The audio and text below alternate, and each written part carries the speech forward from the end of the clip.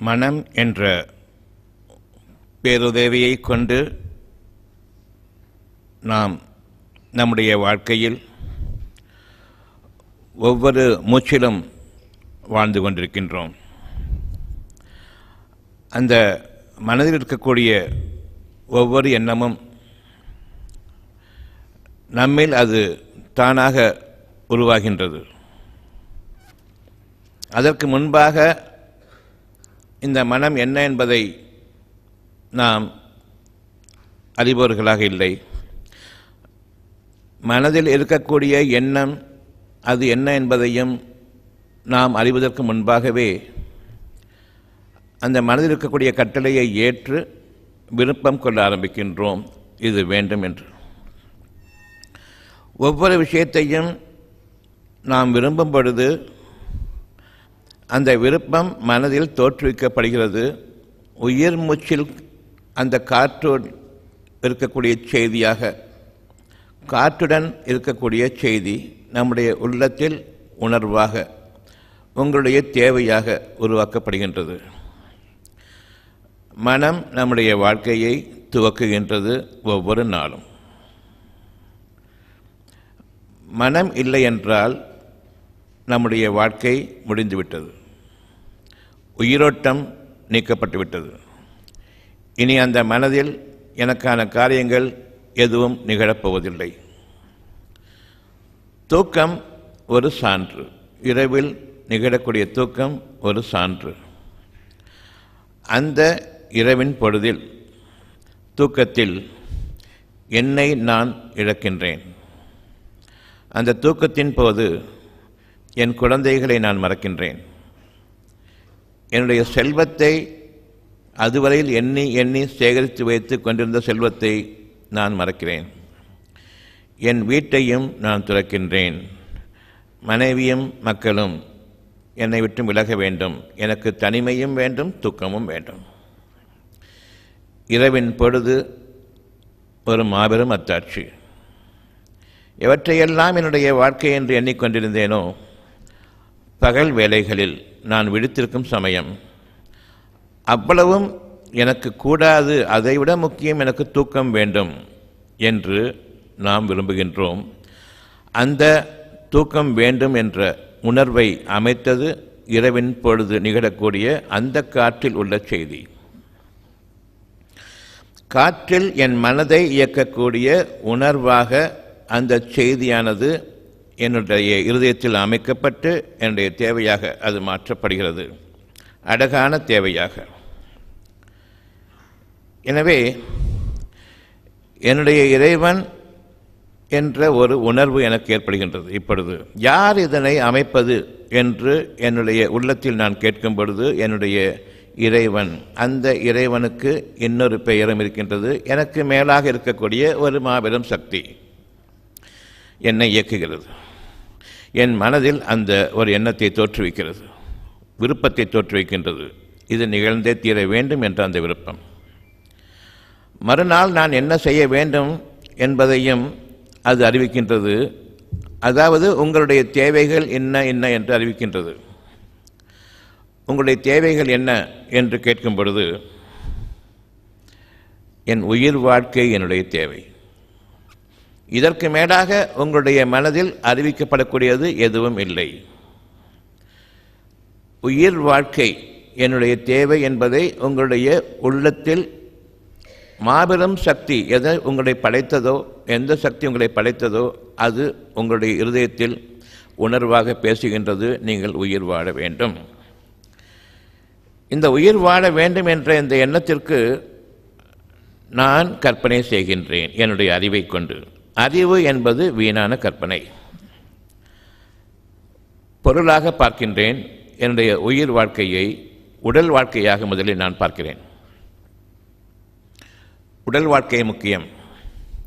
கண்களுக்கும் காதுகளுக்கும் தோலுக்கும் வாய்க்கும் மூக்குக்கும் விருந்தாக இருக்கக்கூடிய ஒவ்வொரு பொருளையும் நான் எனக்கு வேண்டும் என்று பார்க்கிறேன்.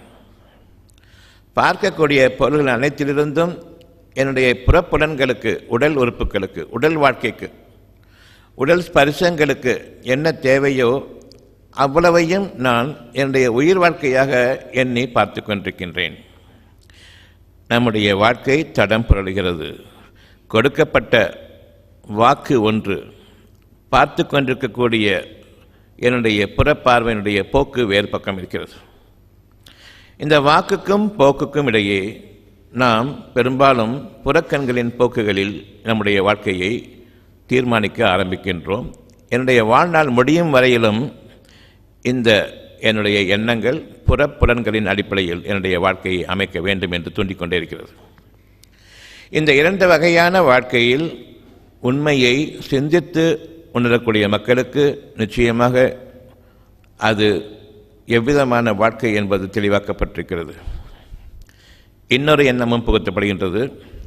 எந்த கஷ்டமும் உங்களுக்கு வரக்கூடாது, நோய்களும் தீண்டக்கூடாது, வாழ்க்கையினுடைய ஆதாரங்கள் எதுவும் உங்களை விட்டும் பறிப்போய்விடக்கூடாது, அது மட்டுமல்ல நிரப்பமாக நிறைவேற வேண்டும் என்ற எண்ணமும் உங்களுக்குள் புகுத்தப்படுகின்றது. உங்களுடைய மாபெரும் இறை ஆற்றல் காரணமாக காற்றில் அந்த செய்தியானது உணர்வாக உங்களுடைய சுவாசங்களில் நெஞ்சத்தில் இறங்குகின்றது. நான் இப்பொழுது உணர்வடைகிறேன். இறை வாக்குகளில் அடுத்தது உயிர் வாழ்க்கைக்கு பிறகு என்ன தேவை என்பதை அறிவிக்கின்றான். எந்த சங்கடமும் உங்களை தீண்டக்கூடாது. எந்த வகையிலும் உயிர் வாழ்க்கைக்கு விரோதமான, உயிர் வாழ்க்கைக்கு பாதகமான சூழ்நிலைகள் கூட ஏற்படக்கூடாது. சுற்றுப்புறங்களில் இன்னமும் அறிவிக்கின்றான். இந்த சுற்றுப்புற சூழ்நிலைகள் இன்னமும் அழகாக வேண்டும், உங்களுக்காக இன்னமும் அழகாக வேண்டும். ஒவ்வொரு நாளும் உங்களுடைய சுற்றுப்புறங்கள் அவ்வளவும் பூத்து குலுங்க வேண்டும். உயிரோட்டத்துடன் புதிய புதிய மலர்களாகவும் கனிகளாகவும் புல்தலைகளாகவும் செடிகளாகவும் இன்னும் என்னென்ன இயற்கையினுடைய அம்சங்கள் இருக்கின்றனவோ அவ்வளவும் மேகக்கூட்டங்களும் திரள வேண்டும். தூறலும் சாரலும் வேண்டும். வெயிலில் படக்கூடாது, அலைக்கடிக்கப்படக்கூடாது. மனம் குதூகலமாக இருக்க வேண்டும் எந்த நேரமும் இறைவன் அறிவிக்கின்றான். ஆனாலும் அதனை நாம் மறந்துவிடுகின்றோம். வானங்கள் முதலாக பூமி வரையிலும் உங்களுக்கு என்ன எப்படி அமைய வேண்டும் என்பதை இறைவன் அறிவித்துக் கொண்டிருக்க, நான் பூமியில் உள்ள சில பொருட்களை மட்டுமே பார்த்து கொண்டு இதுதான் என்னுடைய வாழ்க்கை, வானங்களின் பக்கம் திரும்புவது கிடையாது. திடீரென்று வானங்களில் அழகான உயிரோட்டமுள்ள நிகழ்வுகள் நிகழ்கின்றன. மேகங்களும் காற்றும் மழையும் சாரலும் இன்னும் அழகுமிக்க பல பல உதாரணங்கள் நமக்காக விளைச்சல்களாகி உண்மையை கொண்டு நம் முன்பாக அவை பிரதிபலித்துக் கொண்டிருக்கின்றன. அப்பொழுது ஆஹா எவ்வளவு அழகாக இருக்கிறது என்று நாம் பார்க்கின்றோம். இது உங்களுக்கு வேண்டும் என்று முன்பே அறிவிக்கப்பட்டது, நீங்கள் மறந்துவிட்டீர்கள். உங்களுக்கு நான் அதனை நிலைநாட்டுவதன் மூலமாக, இயற்கையில் அதை உங்களுக்காக நான் உருவாக்குவதன் மூலமாக நான் ஏற்கனவே கூறியதை அழகாக இருக்கிறது என்று கூறுகின்றீர்கள். இப்பொழுது நீங்கள் திரும்புங்கள் உங்களுடைய இறைவன் பக்கம், மாபெரும் சக்தியின் பக்கம், உங்களுக்காக படைத்துக் கொண்டிருக்கின்றானே அவன் பக்கம் திரும்புங்கள். உங்களுடைய வானங்களும் பூமியும் உங்களுக்கு வேண்டும் என்று. இரவும் பகலும் அத்தாட்சி, வானங்களும் பூமியும் எனக்கு வேண்டும் என்ற அடிப்படையை கொண்டு, அந்த உண்மையை கொண்டு படைத்திருக்கின்றான். அந்த உண்மையின் அடிப்படையை கொண்டு விளங்குகின்றீர்கள். எவ்வளவு அழகாக இருக்கின்றது என்று அவன் தன்னுடைய உயிரோட்டத்தை உங்களுக்கு பூமிக்கு கொண்டு வரும்பொழுது வானத்திலிருந்து அதனுடைய செழுமை இங்கு உயிரோட்டம் பெற்று குலுங்கும் பொழுது எவ்வளவு அழகாக இருக்கிறது என்று மனம் அங்கு பூத்து குலுங்குகின்றது. வெளியில் இருக்கக்கூடிய அந்த குதூகலத்தை பார்த்தும், அந்த சிறப்பை பார்த்தும், அந்த மாபெரும் இறைவனுடைய ஆற்றல் நிகழ்வதை பார்த்தும். இது உங்களுடைய இறைவன் அறிவிக்கக்கூடிய அடுத்த சுகமான செய்தி. எந்த கஷ்டமும் நிகழக்கூடாது. முதலாவதாக உயிர் வாழ்க்கை வேண்டும். அதற்கு தேவையானது உங்களுக்கான புதிய உயிரோட்டம், அழகான செய்திகள். உங்களுடைய 5 புலன்களுக்கும் அப்பால் உங்களுடைய மனதுக்கு இருக்கக்கூடிய நிகழ்வுகள், அந்த நிகழ்வுகள் வானங்கள் முதலாக பூமியிலும் நிகழ்ந்து கொண்டிருக்கின்றன. அவ்வளவு இயற்கை அனுபவங்களையும் கொண்டு நீங்கள் வாழ வேண்டும். இதற்கு எந்த குறையும் ஏற்படக்கூடாது. இன்னும் இவை அதிகரிக்க வேண்டும். இவையெல்லாம் இறைவனுடைய செய்திகளாக ஒவ்வொரு நாளும் நல்லுபதேசமாக, நற்செய்தியாக உங்களுக்கு வந்து கொண்டிருக்கின்றது. இன்னொரு செய்தியும் வருகிறது. இதை யார் புறக்கணிக்கின்றார்களோ, இதனை யார் அனுபவித்து விட்டு மறக்கின்றார்களோ, இதெல்லாம் நிகழக்கூடியதான் என்று நினைக்கின்றார்களோ, வானங்களும் பூமியும் எனக்காக இல்லை என்று யார் எண்ணுகின்றார்களோ, அது வானம் எங்கேயே இருக்கின்றது, பூமி எங்கேயே இருக்கின்றது, நான் எவையெல்லாம் விளைந்திருக்கின்றதோ அவற்றை அபகரித்து கொண்டு நான் என்னுடைய புற வாழ்க்கையில் ஈடுபட்டு கொண்டிருக்கின்றேன். உடல் ஸ்பரிசங்களிலும் 5 புலன்கள் ஒரு சோதனையாக கொடுக்கப்பட்டிருக்கின்றது. அகக்கண் ஒரு பக்கம் விரும்பக்கூடிய செய்திகளை இறைவனிடமிருந்து கிரகித்துக் கொண்டிருக்கின்றது. ஆனால் நான் அதை பார்க்கிறேன், பார்ப்பதில்லை, கேட்கின்றேன், உணர்வதில்லை. அவை நிகழ்ந்து கொண்டிருக்கின்றது, புறக்கணிக்கின்றேன், அலட்சியப்படுத்துகின்றேன். இவை அதிகமாக வேண்டும் என்று ஒரு சனம் உங்களுக்கு தோன்றுகிறது, ஆனாலும் அதனை நான் தொடர்வதில்லை. கொடுத்தால் அனுபவித்துவிட்டு பிறகு என்னுடைய பூமியின் அடிப்படையை ஒட்டிய வாழ்க்கையின் பக்கம் திரும்புகின்றேன். அங்கு விளைச்சல்களாக எவை இருக்கின்றனவோ அதுதான் வாழ்க்கை. இன்று நாம் நம்முடைய இறைவனுடைய மாபெரும் செய்திகளின் பக்கம் திரும்புகின்றோம். இறைவன் கூறுகின்றான், வானங்களும் பூமியும் இவற்றினுடைய ஆட்சி அதிகாரம் அனைத்தும் உங்களுடைய மாபெரும் ஆற்றல் மிக்க இறைவனால் உங்களுக்காக உண்மையை கொண்டு படைக்கப்பட்டிருக்கின்றது.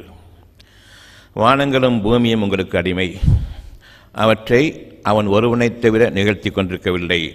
அல்லாஹ் என்பதனுடைய பொருள். அவனைத் தவிர இல்லை என்பது மகா சக்தி மிக்கவன், அவனைத் தவிர இல்லை என்பது அல்லாஹ் என்பதனுடைய பொருள். நான் கும்பிடுகின்றேன் என்று கூறும் பொழுது, என் இறைவனை கும்பிட்டு கேட்கின்றேன் என்று கூறும் பொழுது, அவன் ஒருவனைத் தவிர நான் கும்பிடுவது இல்லை என்பதை நான் உணர வேண்டும். அவனுக்கு இணையாக வானங்களிலோ பூமியிலோ எந்த ஒரு பொருளையும் ஆக்கிக்கொள்ள மாட்டேன். படைத்தவன் அவ்வளவையும் யார் படைத்தானோ அவன் ஒருவனைத் தவிர. வானங்களும் பூமியும் எனக்காக செயல்படக்கூடிய, அவனுடைய அனுமதியை கொண்டு எனக்கான பணிவிடைகளை செய்யக்கூடிய அந்த அமைப்புகள் எனக்கு கீழானவை, என் கட்டளைக்குட்பட்டவை, என் இறைவன் அனுமதியை கொண்டு அவை எனக்காக பணியும் என்பதையும் நீங்கள் மேற்கொள்ள வேண்டும். உங்களுடைய உணவின் ஆதாரம் வானங்களிலிருந்து இறங்குகின்றது என்பதை அறியுங்கள். உங்களுக்கான விளைச்சல்களை அதிகப்படுத்துகின்றான், குறைக்கின்றான். உங்களுக்கு அறிவுறுத்த வேண்டி நான் உங்களுக்காக படைத்துக் கொண்டிருக்கின்றேன். நீங்கள் நினைப்பது போன்று விவசாயிகள் இல்லை. நான் உங்களுக்காக பாக்கியமிக்க அந்த தண்ணீரை இந்த பூமியின் மீது இறக்குகின்றேன். நீங்கள் உங்களுடைய அறிவின் திறமையை கொண்டு மோட்டார் போட்டு பூமியிலிருந்து என்னுடைய விளைச்சல்களை நான் பார்த்துக்கொள்வேன். தண்ணீர் இறைத்து நான் விவசாயம் செய்கின்றேன் என்ற அந்த எண்ணத்திற்கு இறைவன் உங்களுக்காக பஞ்சத்தையும் வறட்சியையும் கொண்டு வருகின்றான். நீங்கள் உருவாக்கிய அந்த விளைச்சல்களை அழிக்கக்கூடிய வெள்ளத்தையும் கொண்டு வருகின்றான். அப்பொழுது நீங்கள் இறைவன் பக்கம் திரும்புகின்றீர்கள். எல்லாவற்றையும் நட்டாகிவிட்டது, விதையை போட்டாகிவிட்டது, இப்பொழுது வானத்தை நோக்குகின்றீர்கள். எந்த நேரமும் அங்கிருந்து உங்களுக்காக வேண்டும் என்பதை விரும்புங்கள். உங்களுடைய தேவைகளுக்கு மட்டுமே திரும்புகின்றீர்கள். அங்கிருந்து உங்களுக்கு மழை இல்லை என்றால் உங்களுடைய போகம் இல்லை. ஆனாலும் என்னுடைய அறிவின் மோகம், இந்த போகத்தில் நான் வாழ்ந்து கொண்டிருக்கின்றேன். என்னுடைய யோகத்திற்குரிய அந்த இறைவனுடைய பேராற்றல் என் மீது இறங்குவதை நான் மறந்துவிட்டோனாக. உங்களுடைய எண்ணங்களின் மீது சத்தியமாக அங்கு ஆட்சி நிலைநிறுத்திக் கொண்டிருக்கின்றது. இறைவனுடைய வாக்குகள் நிலைபெற்றுக் கொண்டிருக்கின்றன. உங்களுடைய தேவை உயிர் வாழ்க்கை. உடல் சம்பந்தமான அந்த வாழ்க்கையை விட்டும் எந்த அளவுக்கு நான் உயிர் வாழ்க்கையின் பக்கம் திரும்புகின்றனோ, என் மனம் உயிரோட்டத்துடன் இயங்க ஆரம்பிக்கின்றது. அந்த உயிரோட்டத்துடன் இயங்கக்கூடிய அந்த வாழ்க்கைக்கு, அந்த இறைவனுடைய அந்த ஆற்றலுக்கு நாம் துணை போக வேண்டும். அவனுக்கு செவிசாய்க்க வேண்டும். அவனுடைய உணர்வுகளை நான் மதிக்க வேண்டும், ஏற்றுக்கொள்ள வேண்டும். பின்னர் அவனைத் தவிர கதி இல்லை என்ற அளவுக்கு நான் என் மனதின் பக்கம் சாய வேண்டும். ஒவ்வொரு நாளும் நாம் கடைபிடிக்க வேண்டிய இறைவனுடைய மாபெரும் செய்தியை ஆற்றலாக, என்னுடைய உள்ளத்தின் ஆற்றலாக அதனை கைக்கொள்ள வேண்டும் என்ற அந்த எண்ணத்தோடு நம்முடைய வாழ்க்கை ஒவ்வொரு பொழுதும் விடிய வேண்டும், ஆரம்பமாக வேண்டும். இந்த வகையில் ஆரம்பமாகக்கூடிய அந்த வாழ்க்கை ஒரு புதிய உயிரோட்டத்துடன் நமக்காக இறைவன் அமைத்திருக்கக்கூடிய ஒரு வாழ்க்கை என்பதையும் நாம் அறிய வேண்டும். இது வேதமாகும். உங்களுடைய இறைவன் வானங்களையும் பூமியையும் உங்களுக்காக படைத்து உண்மையை கொண்டு அது தன்னுடைய ஆற்றலை மனிதனுக்காக வேண்டி அவனுக்காக இணங்கி அவனுடைய தேவைகளை பூர்த்தி செய்யும் விதமாக பணிந்து நடக்கக்கூடியவையாக அமைத்திருக்கின்றான். இவற்றில் எந்த ஒன்றையும் நீங்கள் உங்களுடைய தெய்வத்திற்கு இணையாக ஆக்கிக் கொள்ளாதீர்கள். பெரும் வேதனை நமக்காக வர வேண்டியிருக்கின்றது. உங்களுடைய அடிமைகளை, உங்களுக்காக பணிந்து நடப்பவைகளை உங்களுக்கு மேலாக ஆக்கி கொண்டிருக்கின்றீர்கள். அவற்றையெல்லாம் மிகைத்த அந்த மாபெரும் சக்தி, ஒரே இறைவன், கும்பிடுவதற்கு தகுதியான அவனைத்தவர் இறைவன் இல்லை என்று கூறக்கூடிய அல்லாஹ்வை மறந்து விடுகின்றோம். உங்களுடைய உள்ளத்தின் செய்தி இது. ஒவ்வொரு முறையும் நீங்கள் துன்பத்திற்குள்ளாகின்றீர்களே, அது ஒரு சோதனை. நீங்கள் மறந்துவிட்டு உண்மையின் பக்கம் திருப்புவதற்காக வேண்டி கஷ்டங்கள் சிறிய கஷ்டங்களாக ஆரம்பித்து படிப்படியாக நம் கண் முன்பாகவே அவை அதிகரித்து கொண்டிருக்கின்றன. அது நோய்களாக ஆகட்டும் அல்லது என்னுடைய வாழ்க்கையில் ஏற்படக்கூடிய வியாபாரங்கள் ஏற்பட்ட நஷ்டமாகட்டும், எதுவாகட்டும், என்னுடைய நெருக்கடிக்கு காரணமான எந்த சூழ்நிலையாக ஆகட்டும், அது படிப்படியாக நம் கண் முன்பாக நம்முடைய முயற்சிகளுக்கு எல்லாம் அப்பாற்பட்டு சரிந்து கொண்டும் இருக்கின்றன. இப்பொழுது பயமும் ஏற்படுகின்றது. இந்த நிலையில் போகும்பொழுது என்ன ஆகுமோ என்ற பயம் ஏற்படுகின்றது. அந்த பயத்தை நீங்கள் கொள்ளும் பொழுது உண்மையிலேயே இப்பொழுதுதான் அந்த மனம் நெருக்கடிக்குள்ளாகின்றது. எந்த மனதில் விசாலமான எண்ணங்களை கொண்டு இதுவரையில் இறைவன் அமைத்து உங்களை அதன் பக்கம் திருப்புவதற்காக வேண்டிய அழகழகான வித்தியாசமான சூழ்நிலைகளை வானங்களிலும் பூமியிலும் இயக்கிக் கொண்டிருந்தானோ, உங்களிலும் அழகான உடல்நிலையை கொண்டு இன்னும் வாழ வேண்டும், இன்னும் அழகாக வாழ வேண்டும், 1000 ஆண்டுகளும் வாழ வேண்டும் என்ற அளவுக்கு அந்த சுகத்தை கொடுத்து வாழ வைத்துக் கொண்டிருந்தானே, அந்த இறைவன் பக்கம் திரும்புவதற்காக வேண்டி ஒரு சிறிய நஷ்டத்தையும் கஷ்டத்தையும் வேதனையையும் சோதனையாக கொண்டு வரும் பொழுது ஏன் இந்த வேதனைகளை நான் நீக்கிக் கொள்வேன் என்று எங்கும் ஒரு அத்தாட்சி உங்களுக்கு இருக்கின்றது. இந்த வேதனைகளை நீங்கள் சம்பாதித்தீர்கள். ஆனால் எங்கிருந்து வந்தது என்று கேட்பீர்கள். வேதனைகளுடைய உச்சக்கட்டத்திற்கு போகும்பொழுது எனக்கு ஏன் இது நிகழ்ந்தது என்று கேட்பீர்கள். இப்பொழுது இறைவனை எனக்கு ஏன் இதை கொடுத்தாய் என்றும் கேட்பீர்கள். இன்னும் அதிகமாகும் பொழுது இறை உணர்வை கற்பிக்க வேண்டி இறைவனிடமிருந்துள்ள ஒரு சோதனை. நீங்கள் ஒரு சிறிய கஷ்டத்தை உணரும் பொழுது உங்களால் அதை நீக்கிக் கொள்ள முடியாது என்பதை துல்லியமாகவும் தெளிவாகவும் நீங்கள் அறிய வேண்டும். சிறிய கஷ்டம்தானே, போய்விடவும் செய்கின்றது. இதுவும் ஒரு சோதனை, உங்களுடைய அறிவாற்றலுக்கு ஒரு சோதனை, நீங்கள் எதன் பக்கம் திரும்ப வேண்டும் என்பதற்கான ஒரு சோதனை. சுகமாகிவிடும், சரியாக போய்விடும், சின்னது தானே. உங்களுக்கு ஒரு கஷ்டம் வரும்பொழுது அது சுகமாக வேண்டும் என்ற உணர்வுடன் தான் வருகிறது. என்னுடைய மூச்சுக்காற்றிலேயே அது அமைகின்றது. ஒரு சிறிய கஷ்டம் என்னுடைய விரல் நுனியில் தோன்றுகின்றது. அந்த கஷ்டம் எங்கு அறிவிக்கிறது கஷ்டம் என்று இந்த மனம் பேசுகிறதை தவிர இந்த விரல் நுனி தன் வாயை கொண்டு பேசுவதில்லை, அதுக்கு வாயும் கிடையாது. இங்கிருந்து உங்களுடைய தேவைகள் உருவாகின்றன. உங்களுடைய உள்ளம் புறமும் உங்களுடைய தேவைகள் அனைத்தும் வானங்களிலும் பூமி நிகழக்கூடிய நிகழ்ச்சிகள் அனைத்தும் எப்படி நிகழ வேண்டும் என்பது எங்கு அறிவிக்கப்படுகின்றது? மனம் என்ற அந்த மாபெரும் ஆட்சி பீடத்தின் மீது அமைகின்றது. நீங்கள் அந்த ஆட்சி பீடத்தின் மீது அமையுங்கள். வானங்களுக்கும் பூமிக்கும் ஆட்சி பீடம் இது ஒன்றுதான், இங்கு அமையுங்கள். இறைவனுடைய வாக்கு உணர்வாக அது உங்களுடைய தேவையாக, சாதாரண தேவையில்லை, அழகான தேவையாக, இது நிகழ்ந்தால் எவ்வளவு பிரமிப்பாக இருக்கும் என்று பிரமிக்கக்கூடிய தேவையாக அது அமைந்திருக்கின்றது. நீங்கள் திரும்ப வேண்டும். வலி வேதனை என்று ஆரம்பிக்கும் பொழுது, சிறிய அளவில் ஆரம்பிக்கும் பொழுது இங்கு சுகமாக வேண்டும் என்ற அந்த இறைவனுடைய உணர்வோடு கூடிய மூச்சுக்காற்றும் இயங்குகின்றது. வானங்களிலிருந்து ஒவ்வொருவருக்கும் தனித்தனியே முறையே படைக்கப்பட்ட அந்த உயிர் மூச்சானது இறங்கிக் கொண்டிருக்கின்றது. ஒவ்வொரு மூச்சிலும் அது வெறும் காற்றல்ல. நம்முடைய சயின்ஸ் கூறுற பிரகாரம் ஆக்சிஜன் அல்ல, உயிர் மூச்சு. அந்த உயிர் மூச்சானது நற்செய்தி. அந்த நற்செய்தி எனக்கு வாழ வேண்டும் என்ற எண்ணத்தை தூண்டுகின்றது. அந்த எண்ணம் உங்களை வாழ வைக்கின்றது. எனக்கு வாழ வேண்டாம், பிடிக்கவில்லை என்று தூண்டுகின்றது. நீங்கள் உங்களை மாய்த்துக் கொள்கின்றீர்கள், தற்கொலையும் செய்து கொள்வீர்கள். எண்ணத்தின் மீது நீங்கள் இன்று மிகவும் கவனமாக உங்களுடைய வாழ்க்கையை முதலாக ஆரம்பிக்க வேண்டும். இன்று முதலாகவும் எண்ணம் உங்களுடைய வாழ்க்கையினுடைய ஆரம்பம் முதலாக இனி தொடங்க இருக்கக்கூடிய, நம் முடிவுக்கு பின் தொடங்க இருக்கக்கூடிய அந்த வாழ்க்கையும் சேர்த்து அறிவிக்கிறது. இந்த உலக வாழ்க்கை ஒரு சொற்பமான வாழ்க்கை தான், இதன் பின்னர் நிரந்தரமான வாழ்க்கை ஒன்று என்று அறியாத வேதத்தையுடைய நெஞ்சம் எதுவும் கிடையாது. அவ்வளவு நெஞ்சமும் அந்த வேதத்தை கொண்டிருக்கின்றது, சத்தியத்தை கொண்டிருக்கின்றது. ஆனாலும் அது வந்தால் பார்த்து கொள்ளலாம் என்ற அந்த எண்ணம் இருக்கின்றது. அவ்விதமான எண்ணம் கூடாது. நிகழ வேண்டியது நிகழ்ந்து தீரும். அந்த நாளில் இது வந்துவிட்டதே, இப்பொழுது நம்புகின்றேன் என்று கூறுவதில் எந்த பயனும் இல்லை. அதற்கு முன்பாகவே நீங்கள் தயாரிப்புகளில், உங்களுடைய மனம் என்ற ஒன்றை தயாரிப்புகளில் ஈடுபட வேண்டும். அது சத்தியத்தின் மீது உறுதியாக. ஒரு சிறிய நோய் வரும்பொழுது அத்துடன் வலி இருக்கிறது என்று சொல்வதற்கு முன்பாகவே சுகமாக வேண்டும் என்ற அந்த உணர்வு வருகின்றது. அந்த உணர்வு எந்த விதத்தில் நோய் வந்ததோ அந்த விதத்திலேயே உங்களை அறியாமலேயே போகும். எவ்வளவு சுகமாக வாழ்ந்து கொண்டிருந்தீர்கள் ஒரு நோய் வருவதற்கு முன்பாக, அந்த சூழ்நிலையை அறிவிக்கின்றது. நன்றாக இருந்தீர்கள், நான் வாழ வைத்தேன், நீங்கள் வாழ வைத்துக் கொள்ளவில்லை.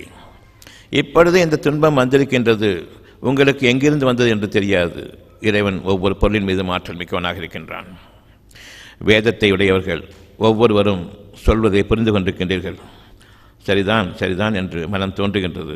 நாம் வேதத்தை கொண்டிருப்பதன் காரணமாக சரி என்று கூறுகின்றோம். வேதம் இல்லை என்றால் குழப்பமாக இருக்கும். இன்னும் ஒரு நியாயமான உணர்வு இருப்பது வேதத்தினுடைய பண்புகள் இன்னும் நமக்கு இருக்கின்றன என்பதை அறிவித்துக் கொண்டிருக்கின்றது. வேதம் என்பது இறைவனிடமிருந்து, மாபெரும் சக்தியிடமிருந்து, அவனிடமிருந்து இல்லாமல் உங்களுடைய இதயத்தில் இந்த சத்தியம் இறக்கி வைக்கப்படவில்லை. மறைந்திருக்கக்கூடிய, மறைத்து போய்விட்ட அந்த உணர்வுகளை இன்று இங்கு நாம் குழுமியிருக்கின்றோம்.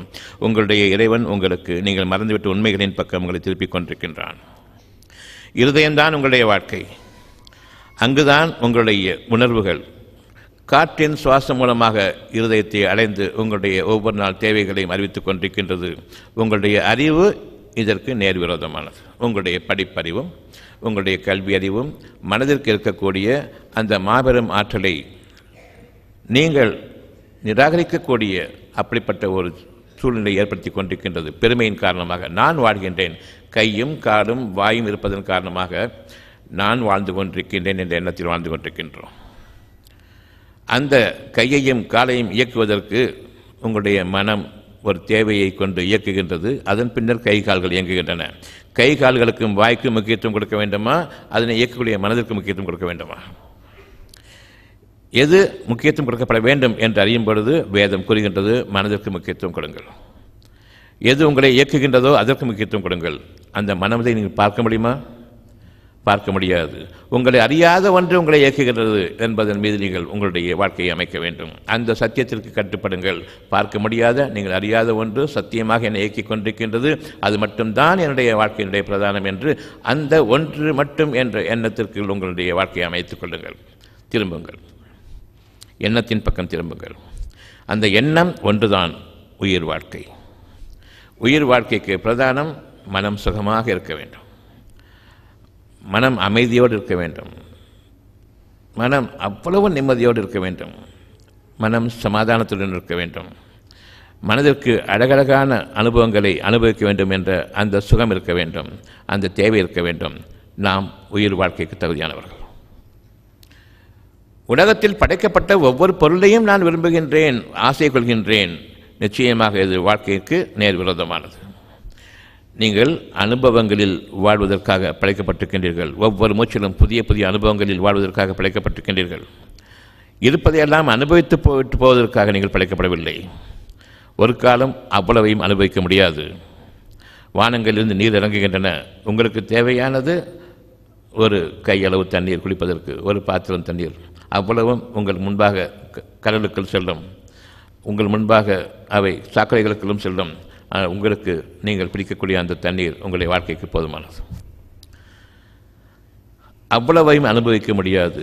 உடல் அவ்வளவையும் தேவைப்படும் என்று கூறும். மனம் உங்களுக்கு வேண்டியது நிச்சயமாக உங்களுக்கு ஒவ்வொரு பொழுதும் நிறைவேறிக் கொண்டிருக்கின்றது. அதனை கொண்டு நீங்கள் இறைவனை அடையுங்கள். அவன் உங்களுடைய தேவைகளை உங்களுடைய வாழ்க்கையை முழுமைக்கும் பரிபூர்ணமாக நிறைவேற்றிக் கொண்டிருப்பான். நீங்களும் உங்கள் குடும்பத்தினரும் நோய் நொடியற்ற ஆரோக்கியமான மன அமைதியான வாழ்க்கை வாழ ஆசையா? நாட்பட்ட தீராத நோய்களிலிருந்து மருந்து மாத்திரை ஊசி இல்லாமல் குணமடைய ஆவலா? அப்படியானால் இன்றே வாங்கி படியுங்கள். டாக்டர் பஸ்லூர் ரஹ்மான் அவர்கள் எழுதிய உடல் நலம் மனநலம் காத்து ஆரோக்கிய வாழ்க்கைக்கான முத்தான 15 மருத்துவ களஞ்சியம். அருமையான புத்தகங்கள் இதோ. எளிமையான முறையில் அக்குபஞ்சர் கற்றுக்கொள்ள உதவும் அருமையான புத்தகம் புதிய அக்குபஞ்சர் உங்களுக்காக. ஆசிரியர் டாக்டர் பஸ்லூர் ரஹ்மான் அவர்கள். படித்து நடைமுறைப்படுத்த வேண்டிய அரிய புத்தகம். விலை ரூபாய் 400. நோய்களிலிருந்து பாதுகாத்துக் கொள்ள உதவும் மருத்துவ களஞ்சியம். மருந்துகளால் வரும் நோய்கள். ஆசிரியர் டாக்டர் பஸ்லூர் ரஹ்மான் அவர்கள். விலை ரூபாய் 250. நீங்கள் ஒவ்வொருவரும் வாழ்க்கையில் வெற்றி பெற வேண்டுமா? நீங்கள் வாங்கி படிக்க வேண்டிய, உங்கள் வாழ்க்கையில் கடைபிடிக்க வேண்டிய அருமையான தொகுப்பு டாக்டர் பஸ்லூர் ரஹ்மான் அவர்கள் எழுதிய வெற்றிக்கு மேல் வெற்றி. விலை ரூபாய் 350. நோய் நொடியற்ற வாழ்க்கைக்கு உதவும் பயனுள்ள மருத்துவ கதைகள் பாகம் 1.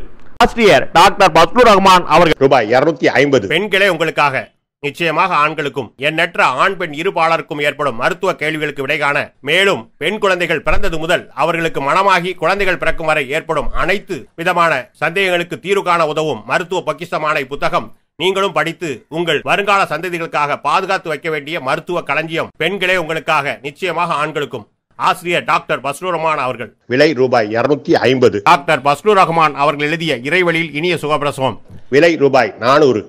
டாக்டர் பஸ்லூர் ரஹ்மான் அவர்கள் எழுதிய நோய் நொடியற்ற வாழ்க்கைக்கு உதவும் மருத்துவ கட்டுரைகள் பாகம் 2. விலை ரூபாய் 250. மருந்து மாத்திரை ஊசி இல்லாமல் நோய்களிலிருந்து தப்பிப்பதற்கும் ஒவ்வொரு குடும்பத்திலும் இருக்க வேண்டிய அருமையான புத்தகம் தான் நீங்களும் அக்குபஞ்சர் டாக்டர் ஆங்கள். விலை ரூபாய் 250. வாழ வழிகாட்டும் அற்புதமான புத்தகம் தான் டாக்டர் பஸ்லூர் ரஹ்மான் அவர்கள் எழுதிய இறைவழி மருத்துவம் பயனளிக்க இறைவனை பிரார்த்திப்பது எப்படி. விலை ரூபாய் 250. இறைவழி மருத்துவம் பாகம் 1.